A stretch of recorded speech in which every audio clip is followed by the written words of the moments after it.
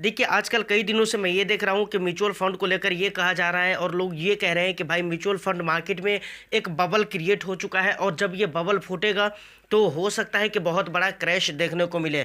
और कई ऐसी वीडियो मैंने देखा है, इस तरह की न्यूज़ मैंने भी सुने हैं। तो मैं इसलिए वीडियो नहीं बना रहा हूँ क्योंकि मैंने न्यूज़ देखा है या मैंने लोगों की वीडियोस देखे हैं, इससे मुझे कभी भी कोई इंटरेस्ट नहीं रहता है, समझ रहे हैं।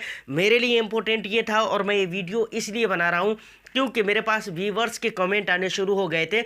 इंस्टाग्राम पे भी मुझसे पूछे गए थे, कमेंट सेक्शन में भी मुझसे पूछे गए कि भाई आप बबल के ऊपर वीडियो बनाएं। आज पूरा डाउट आपको क्लियर होने वाला है, बबल होते क्या है, आप उसको आइडेंटिफाई कैसे कर सकते हैं, और दूसरी बात, क्या सही में इस टाइम पे म्यूचुअल फंड में एक बहुत बड़ा बबल क्रिएट हो चुका है। अगर हो चुका है तो आपको क्या स्टेप लेने चाहिए, क्या कदम उठाने चाहिए। जितना भी डर है ना, अभी तक आपने वीडियो देख देख कर, न्यूज सुन कर जितना भी प्रॉब्लम आपने क्रिएट करके रखा हुआ है अपने माइंड में, वो सारा कुछ आज की इस वीडियो में आपको क्लियर हो जाने वाला है। इस बात की मैं आपको विश्वास दिलाता हूँ, तो वीडियो पूरा लास्ट तक के ज़रूर देखिएगा। चलिए वीडियो को शुरू करते हैं, लेकिन उससे पहले एक रिक्वेस्ट करना चाहूँगा, चैनल को अगर सब्सक्राइब नहीं किया है तो सब्सक्राइब कर लीजिए। वीडियो को लाइक करके जितना ज़्यादा से ज़्यादा हो सके आप शेयर कर दीजिए ताकि ज़्यादा से ज़्यादा लोगों तक ये जानकारी पहुंच सके। तो चलिए अब हम शुरू करते हैं। सबसे पहले हम समझते हैं कि आखिर ये बबल होता क्या है, क्योंकि जितना भी प्रॉब्लम अभी चल रहा है ना, इसी चीज़ को लेकर इतने ज़्यादा न्यूज़ बन रहे हैं और इतने ज़्यादा जो बातें हो रही है इसी चीज़ को लेकर हो रही है। देखिए, ये बबल क्या होता है, सबसे पहले हम इसको समझते हैं। जब स्टॉक मार्केट में स्टॉक बगैर बिना फंडामेंटल के हाई पर हाई, हाई पर हाई, हाई पर हाई चला जाता है तो उसे हम क्या कहते हैं, बबल हो गया है, बबल क्रिएट हो गया है, ये चीज़ हम बोलते हैं बिना किसी फंडामेंटल के। देखिए, एक चीज़ मैं आपको बताता हूँ, ये पूरा डेफिनेशन में लिख देता हूँ ताकि आपको आने वाला टाइम में एक बात मैं आपको समझाने वाला हूँ, वो समझने में आपको बहुत आसानी होगी। समझ रहे हैं। देखिए, मैंने यहाँ पर बोर्ड पर क्या लिखा है, जब स्टॉक मार्केट में स्टॉक बिना किसी फंडामेंटल के हाई पर हाई चला जाता है, इसी को बोलते हैं बबल क्रिएट होना। समझ रहे हैं। अब इसको हम बोलते हैं क्या, बबल क्रिएट होना। ये तो आपको समझ में आ गया। अब इसको हम आइडेंटिफाई कैसे करेंगे। सबसे मेन बड़ा प्रॉब्लम ये है कि लोगों को ये पता नहीं चल पाता है कि भाई बबल क्रिएट हो गया है मार्केट में। लोगों को पता कब चलता है, जब बबल क्रिएट होकर फूट जाता है। फूटने के बाद लोगों को पता चलता है कि भाई ये तो बबल क्रिएट हुआ था। तो उसके फूटने से पहले पहले हम उसको आइडेंटिफाई कैसे कर सकते हैं, कैसे पहचान सकते हैं कि भाई मार्केट में भी ये बबल क्रिएट हो रहा है। इसको अब समझिए। तो देखिए, इसको समझने के लिए मैं यहाँ पर लिखता हूँ, how can identify to bubble. देखिए, मैंने यहाँ पर लिखा how can identify to bubble. Bubble को हम कैसे आइडेंटिफाई कर सकते हैं या कैसे पहचान सकते हैं। तो इसको पहचानने के लिए मैंने यहाँ डेफिनेशन इसीलिए पूरा लिखा है। मैंने क्या कहा, बिना किसी फंडामेंटल के। देखिए, मैंने क्या कहा, बिना किसी फंडामेंटल के आपको आइडेंटिफाई करना है। तो इसी वर्ड पे, इसी सेंटेंस पे आपको ध्यान देना पड़ेगा कि बिना किसी फंडामेंटल के स्टॉक हाई पर हाई मारे जा रहा हो, हाई पर हाई जा रहा हो। समझ रहे हैं। अब बिना किसी फंडामेंटल का क्या मतलब होता है। मान लीजिए कि स्टॉक मार्केट में कुछ ऐसे स्टॉक हैं जिनके प्राइस मतलब बढ़ते जा रहे हैं। जब उसके प्राइस बढ़ रहे हैं और इतना ज़्यादा बढ़ रहे हैं कि पास्ट में कभी भी उसका प्राइस उस हिसाब किताब का नहीं रहा है जनरली। समझ रहे हैं ना। तो वहाँ पर आपको ये चीज़ देखना चाहिए कि आखिर इस स्टॉक के प्राइस जो ज़्यादा बढ़ रहे हैं, इसके पीछे का रीज़न क्या है, इसका फंडामेंटल क्या है। क्या फंडामेंटल में कुछ चेंजेस हुए हैं या फिर कंपनी ने अपने आप में कुछ इम्प्रूवमेंट किया है जिसकी वजह से इसके प्राइस ओवर वैल्यूड हो रहे हैं।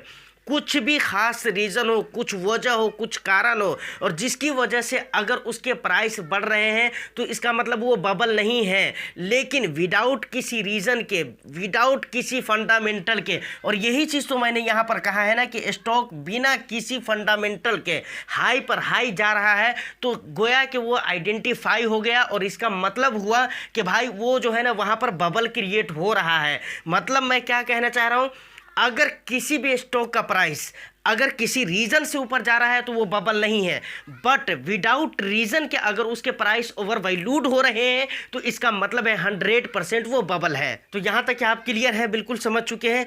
अब देखिए, बबल जो होते हैं ना वो कितने प्रकार के होते हैं। How many types of bubble. Bubble कितने प्रकार के होते हैं? ये 2 प्रकार के होते हैं, समझ रहे हैं? 2 प्रकार के होते हैं। पहला प्रकार क्या होता है? पहला होता है किसी पार्टिकुलर एक सेक्टर में, समझ रहे हैं, सेक्टर में बबल का आना। किसी पार्टिकुलर एक सेक्टर में, किसी एक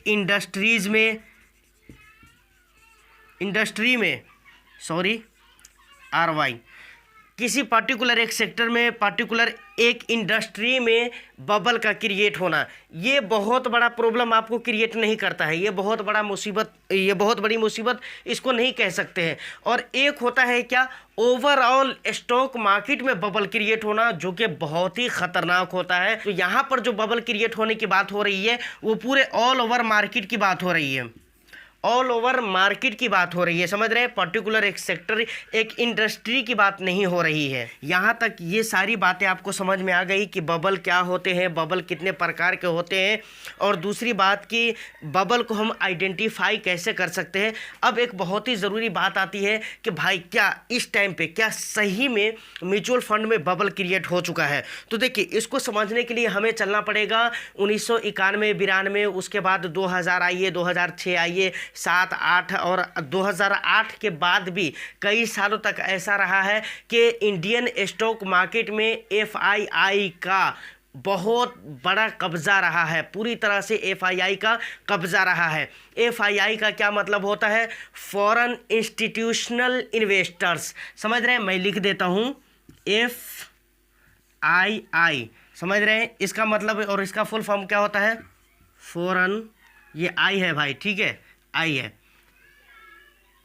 इन्वेस्टर्स, फॉरेन इंस्टीट्यूशनल इन्वेस्टर्स, मतलब विदेशी इन्वेस्टर्स का जो है ना बहुत ज़्यादा मतलब कब्जा रहता था इंडियन स्टॉक मार्केट में। जब वो इंडियन स्टॉक मार्केट में अपने पैसे लगाने शुरू करते थे, यानी स्टॉक खरीदने शुरू करते थे, तो मार्केट में बहुत ज़्यादा बबल क्रिएट होता था और उनके हाथ में होता था, क्योंकि उनके ज़्यादातर पैसे इंडियन स्टॉक मार्केट में थे और वो जब चाहते थे तब एक बबल क्रिएट होता था, मतलब खरीदना शुरू करते थे तो बबल क्रिएट होता था। और जब अचानक सब के सब ज़्यादातर इन्वेस्टर्स जो फॉरेन इन्वेस्टर्स थे वो अपने पैसे को निकालते थे तो वो बबल फूट जाता था, मतलब पूरी तरह से कब्जा उनके हाथ में था। जब वो चाहते थे तो मार्केट को उठाते थे, इंडियन स्टॉक मार्केट को, जब वो चाह रहे हैं तो इंडियन स्टॉक मार्केट को गिराते हैं।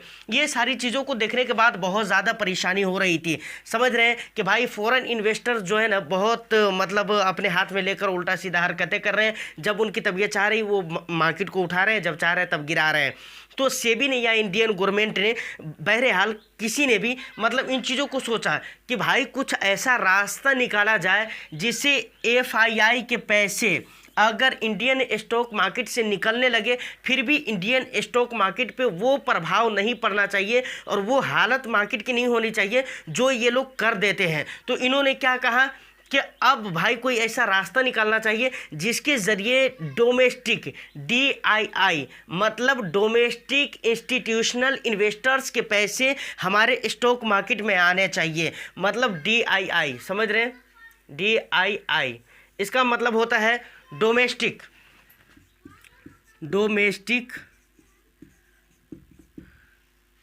और बाकी सेम यहाँ से ले लीजिए ना, उतना लिखूंगा तो टाइम खराब हो जाएगा। इंस्टीट्यूशनल इन्वेस्टर्स, समझ रहे हैं? तो इन्होंने सोचा कि भाई डोमेस्टिक इन्वेस्टर्स के पैसे अगर आने लगे मार्केट में तो वो लोग अपने पैसे निकालेंगे तो उतना प्रभाव नहीं पड़ेगा, समझ रहे हैं? तो इसीलिए म्यूचुअल फंड का रास्ता निकाला गया था कि लोग जो है ना डायरेक्ट स्टॉक में निवेश करने से तो डरेंगे या फिर वहाँ पर बहुत ज़्यादा लोगों के लिए रिस्क हो जाते हैं। और दूसरी बात की आम तौर पे स्टॉक मार्केट को लेकर जो एक धारणा बनी हुई है कि वहाँ पर निवेश करने के लिए बहुत ज़्यादा पैसे चाहिए, जबकि ऐसा नहीं है। वहाँ पर भी बहुत कम पैसे से निवेश कर सकते हैं, बट अगर उसके कंपैरिजन में म्यूचुअल फंड की बात की जाए तो बहुत कम पैसे से आप म्यूचुअल फंड में निवेश कर सकते हैं। यहाँ तक कि कई तरह के फंड आपको ऐसे भी मिल जाते हैं जिसमें आप 100 रुपये, 150, 200 से आप SIP स्टार्ट कर सकते हैं। हाँ भाई, 150 रुपये से भी SIP आप स्टार्ट कर सकते हैं। तो ये रास्ता म्यूचुअल फंड के लिए निकाला गया। तो अब हम बात करते हैं कि क्या इस टाइम पे म्यूचुअल फंड में बबल है। तो यहाँ पर अब आपको मैं समझाना क्या चाह रहा हूँ